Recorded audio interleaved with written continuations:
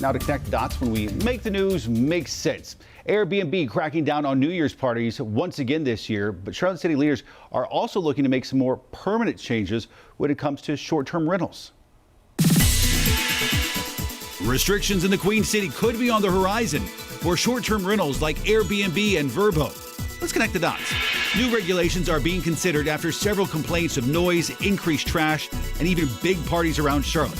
Now, leaders want new rules added to the city's Unified Development Ordinance. Among some of the changes, limiting the length of stay for renters and limiting the number of residences in certain areas who can rent out their property.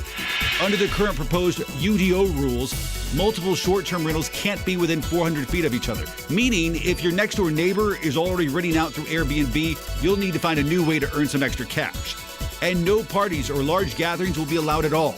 But this isn't set in stone quite yet. You can comment on the city's proposed UDO until January 14th, and City Council will vote on the new regulations sometime in July of 2022. And that is Connecting the Dots.